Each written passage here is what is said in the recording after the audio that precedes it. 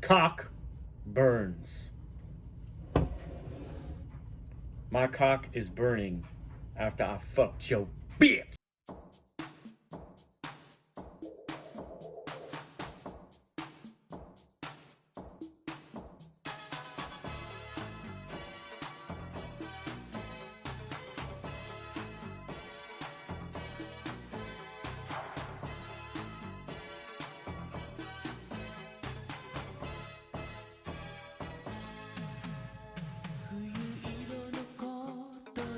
What's going on, people? Gully Chris, man. And listen, I'm gonna be trying some cock burns. Special reserve Porto. Cockburn. Welcome to the family. Yeah, welcome to the Cockburn family. What a fucking name. That's actually a great name, isn't it? Cockburns. Yeah, my cock burns. Yeah, it's burning right now. I forgot to wear a fucking rubber, man. God damn it. Oh man. I saw this and I'm just like, what the fuck? Cockburns. I said, what the fuck? Somebody said it was called Coburns. But let's just be honest. They said Coburns because fucking they don't want to say cock, okay? Fucking Cockburns. Have you got a moment? No, my cock is burning. I'm trying to put it in ice. That's what I'm trying to fucking do. It's fucking burning. Uncork this reserve and you'll discover a liquid garnered from the grandest of grapes. Yeah, I have a liquid that's fucking garnered from the greatest fucking Greek cock you've ever seen in your life. You'll taste craft. Yeah, you'll taste craft. You'll taste organic fucking semen in your fucking mouth. Care and a rich history of families dedicated to making the finest port wines cultivated. The first. Wait, what? In the Douro Valley, you'll taste how seasoned oak casks age it to full body perfection. So if you've got a moment, let's make it special. Yeah, I had a moment with your mother. I try to make it special. Come to find out, she's fucking got the clap, and I'm fucking burning right now. I'm sorry, this is getting old. Oh God. So the video is the mysterious phone number from the 90's. Now, anything from the 90's, I'm trying to get on top of. That I was born in 1990. You feel me? I love the 90's. I wish I could, if I had a time machine, I'd like to go back and just be in that moment again. You feel me? Like, and when you're young, you just really don't. Like, I don't remember anything until I was like 5, bro. Like, I don't know how what I did. How was I living life? I was a kid running around just like, I don't remember shit. I hardly remember kindergarten. I hardly remember well, no, I actually remember first grade. And I remember stuff after that, but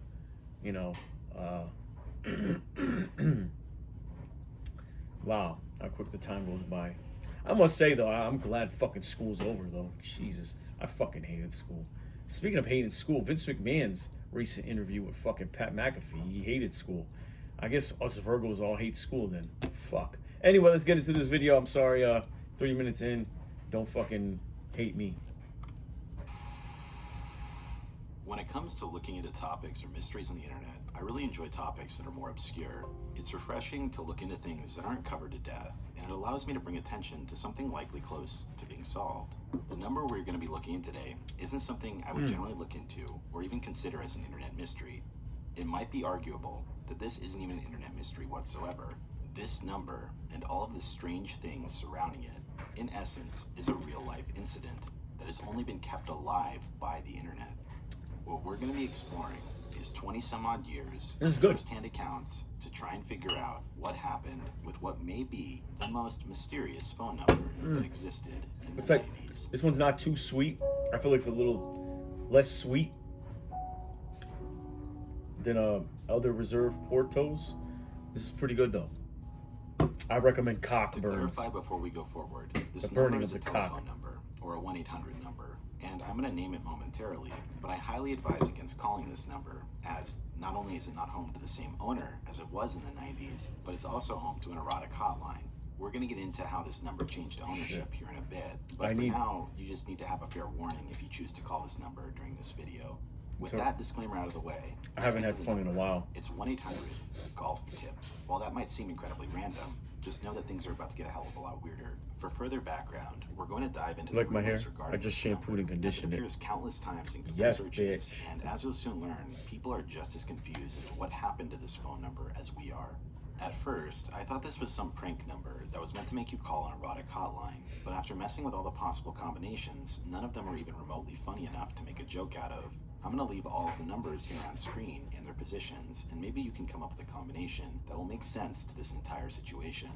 This mysterious phone number has no discernible understanding, and there's even a website dedicated to submitting your memory to try and figure this thing out. This website is entitled 1-800-GOLF-TIP.com. The homepage reads the following: hold the phone. Remember the 90s. Remember high school. Remember calling 1-800-GOLF-TIP. If you don't, you're a fraud. If you do, what the was that? We're here to find out. Please join us as we try to solve this mystery from the past. Since I've read through just about every single first-hand account there is about this telephone number, I want to give you a common consensus of what I found.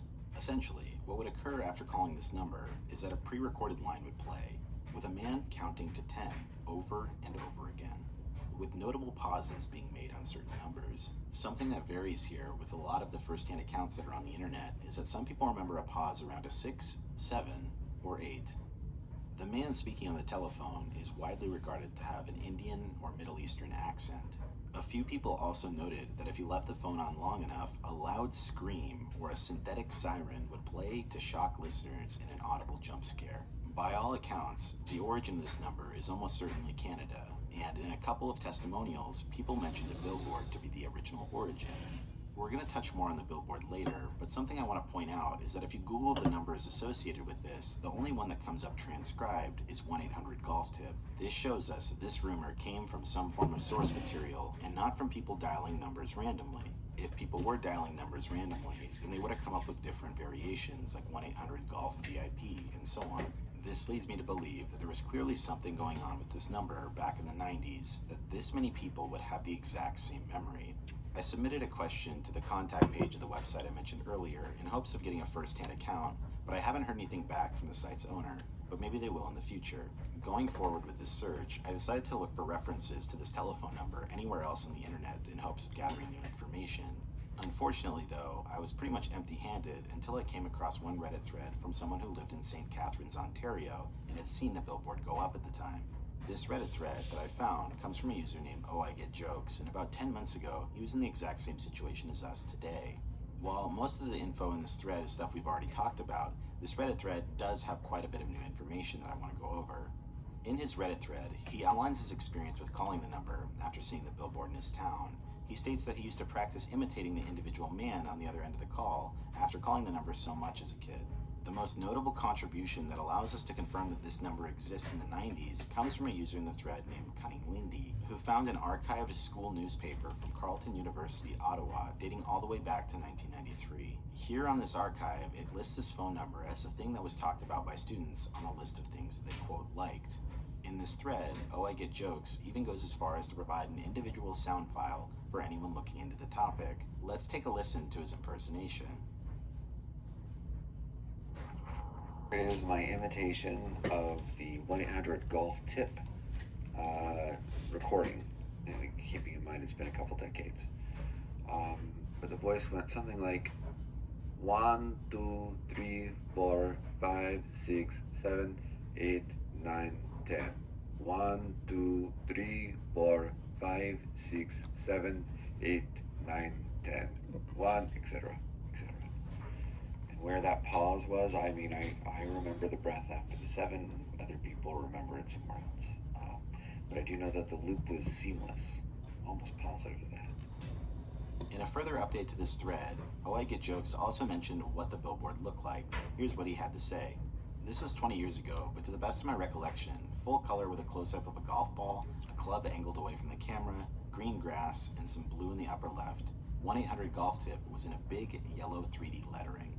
I reached out to OhIGetJokes, and he told me the town it was spotted in was St. Catharines, Ontario. This means that by 1993, this individual number had spread by word of mouth over 600 kilometers.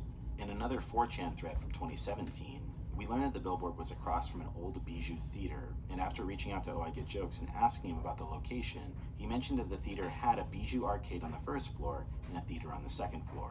Since then, this theater has been torn down and replaced with a Tim Hortons. I even managed to get a picture of what this billboard looks like today. Something to note here is that this billboard is rather small, meaning it wouldn't have been too incredibly expensive. I need to try Tim Hortons coffee. By the way, I've linked Oh I heard Get that's the Jokes best. down below, as well as his thread, as I'm Even incredibly Americans appreciative told of me posters who take they time go to to get Tim back Hortons to me and they- within 15 minutes love and it. provide additional info almost a year later after making their post. And of That course, I being know a as lot much of people as in I trust Canada, very so- friendly Canadians, I still wanted to look a bit further into this and decided that I'd look into the number itself. This dropped me into an entirely separate rabbit hole.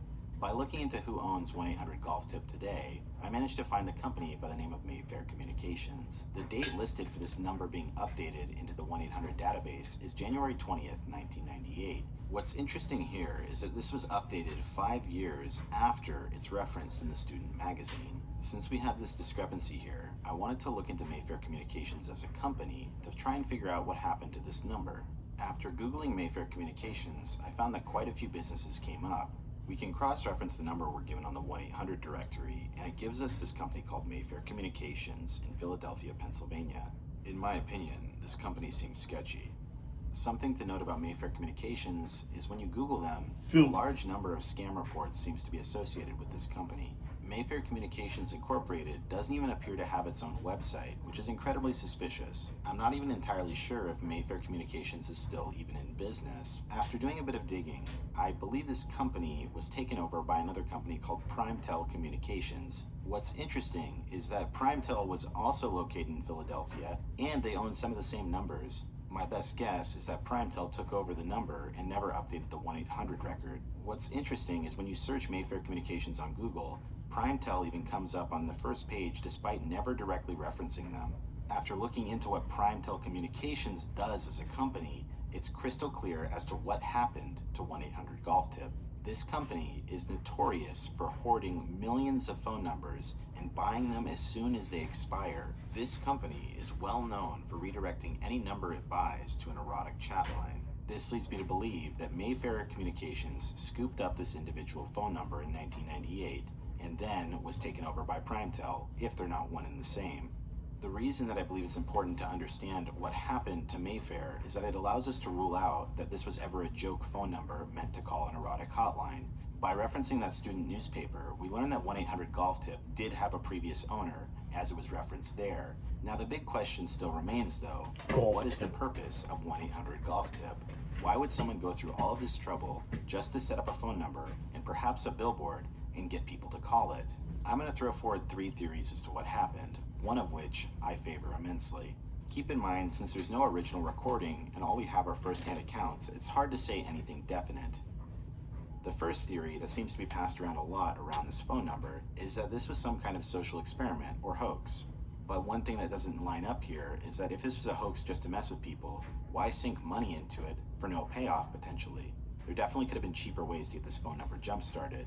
Since you couldn't leave messages for this individual phone line, it's hard to see why someone would get satisfaction out of trolling this way. The only other way to hear about what you had done and set up a billboard and created a graphic for would be from word of mouth, and while this seems possible, let's look into other theories.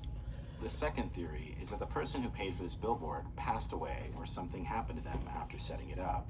They could have used this counting to 10 recording as a placeholder, but that doesn't seem to explain away the scream that was heard at the end or the siren. The only way to know for sure is to see who paid for the billboard and see if there's an obituary for them. But good luck finding who paid for it. The last theory is one that I would like to entertain the most. That was before as it requires the least assumptions and provides a motive. I personally believe, after looking into this whole situation, assuming all of the rumors were true, that this was some kind of marketing lead generation tactic. And if you don't know what that means, it was likely a way to collect phone numbers for telemarketing purposes. Caller ID was definitely around at this time, and it could have been a ploy to get people to intentionally call in with a cryptic phone number. That way they could collect active, fresh phone numbers to be sold to later on. This makes sense in my opinion. Probably. As telemarketing was much more lucrative in the 90s and was gaining traction.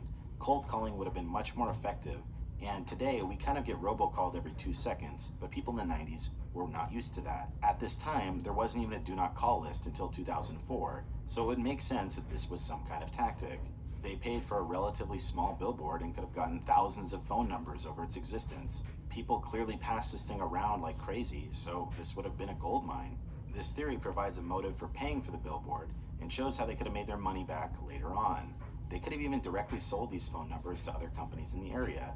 But as far as this mystery goes, this is my best guess. Keep in mind, this is somewhat logical, but it's still complete conjecture as it's based on first-hand accounts that we can't even technically prove to this day. In conclusion, I want to point out that what I'm providing is based off of first-hand accounts, and unless someone comes forward or new evidence comes out, it's really hard to say anything for certain. If there's something I've learned from rumors and first-hand accounts, is that they're incredibly inaccurate. So, like I said, this is my best guess. What we have left today is an internet urban legend, and while it's fun to entertain theories, I'd love to know what you guys think about this entire thing. As I said, I'll leave that one thread linked down below if you guys want to look into this for yourself, and if we can come up with something new, that would be awesome. But for now, this is Barely Sociable. Have a good night. Yeah, you too. Well, I know some of you will probably be watching this and saying, "What the fuck kind of reaction is this?" But you know, I see it's got fucking almost 3.4 million views, and I was just like, you know, number from the 90s. What mysterious number from the 90s is it? But you know, I guess this is something that, of course, I wasn't really aware of. Maybe it was only popular in Canada or whatever. I don't know. But yeah. So anyway. Thanks for watching, and if you've heard about this, let me know. I'll see you guys later.